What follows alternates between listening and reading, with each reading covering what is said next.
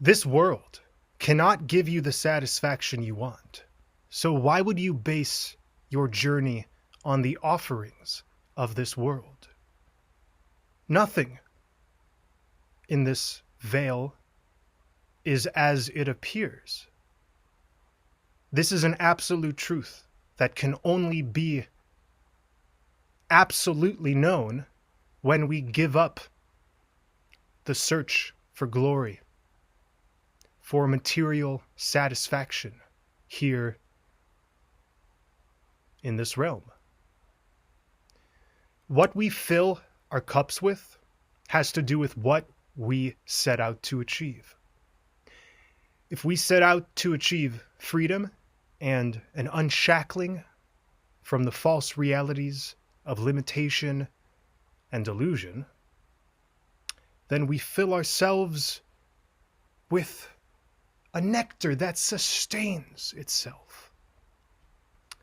But if we set out to achieve what the external world can hand us, then we fill ourselves with a self-created poison that basically eats us alive and clouds our perception. Following material, carnal desire or pleasure fatigues us. We get sick from our own disregard for the eternal in favor of the temporary. So, how do we get out of illusion? Through detachment. By being absolutely insistent that illusion is to be abolished in our experiences, we take away our consent to the cravings the mind fabricates. I have a tip for you. Impersonal reflection. I suggest to look at yourself not through the lens of your mundane, linear experiences that suggest you're only a human with an exact story and an exact identity, but instead reflect on your life as if you're observing it without any attached emotion. We can best discern when we step back and allow an impersonal reflection to occur. The stories we tell ourselves about the world and about our lives are not true. Those attached to the world have a story within their heads, always. Always. A story that is attached to particular events and people that supposedly make up one's story. This story may claim, I was born. These people are my family. This is my job. These are my interests. This is what has happened. Time has led me from point A to point B, and now I'm going to point C. But these are just stories we tell ourselves. These are just stories. We hold on to these narratives only when we are not enjoying the real bliss that the innermost self unveils for us. In this land of soul schooling, we are able to watch movies. And the movie has a very particular series of events. Most cannot be cut out from a movie in order for the end to make sense. But the difference between the constitution of us and of a movie is that we don't end. We are eternal beings in flesh suits. So unlike a movie, we don't need to cling to any narrative in order to make sense of ourselves.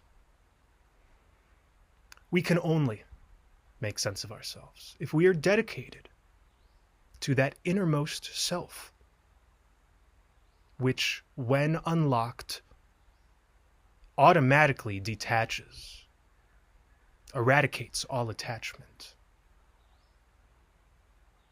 When we do not conduct ourselves in this divine way, the other option is what? To fall prey to earthly addiction, to this world's materializations, to fill a void that only the divine can fulfill. Mick Jagger sang, "I can't get no satisfaction, 'cause I try." We can rearrange this lyric into a brilliant mantra. One does not attain satisfaction if one is trying. Or perhaps it should be, one cannot will abundance into existence when one is focused on changing the scarcity. The so-called scarcity within this world and observable in you doesn't need to be changed.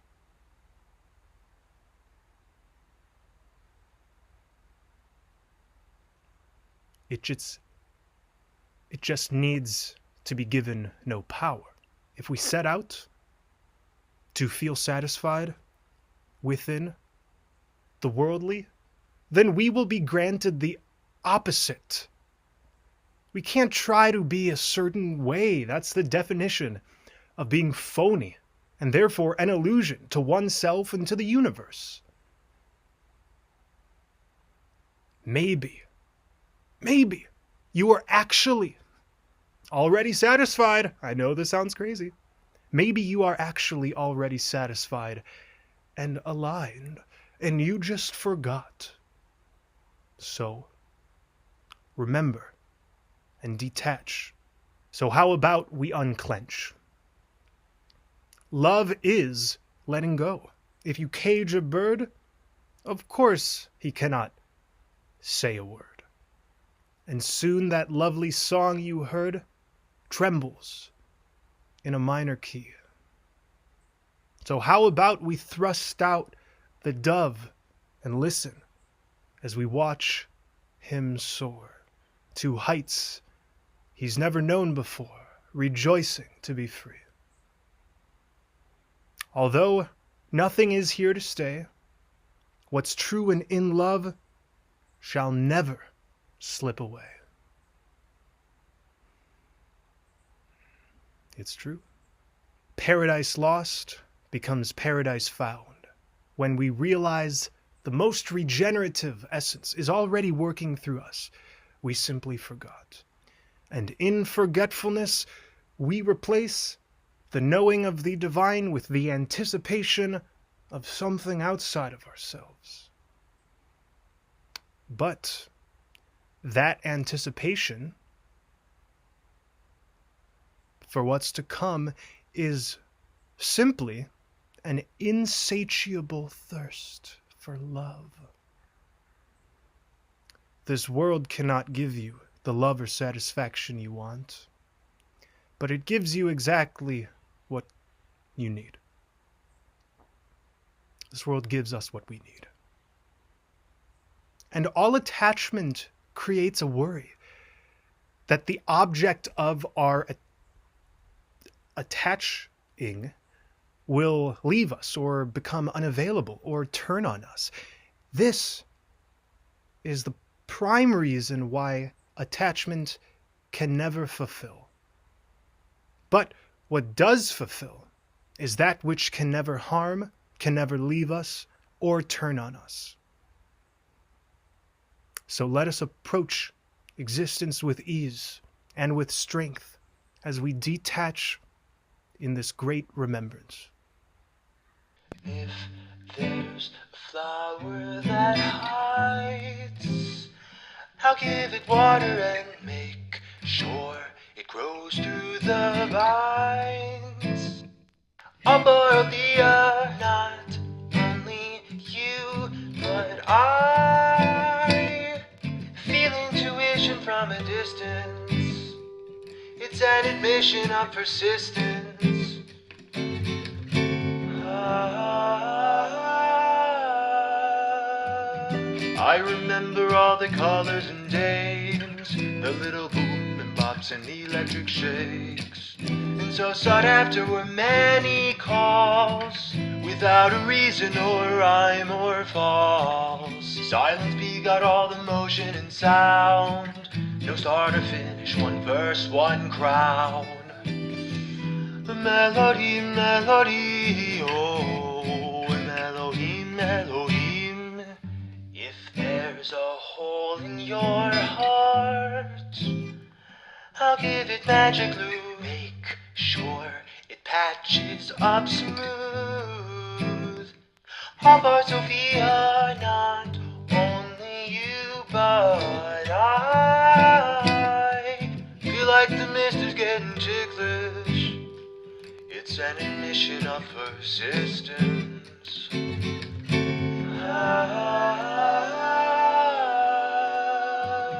I remember all the colors and days, the little blooms and pops and etheric cakes. The tree of life was inside us all, without a reason or rhyme or stall. Silence begot all the motion and sound, no start or finish, one verse, one crown.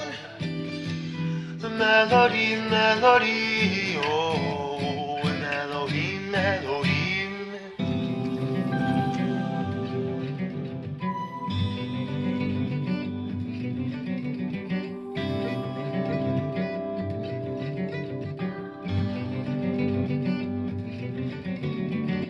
You're looking to merge dark, you're looking to find light, you're looking to be it, you're looking to find I. But what if it's not what you've seen in your mind's eye? And take it a step at a time.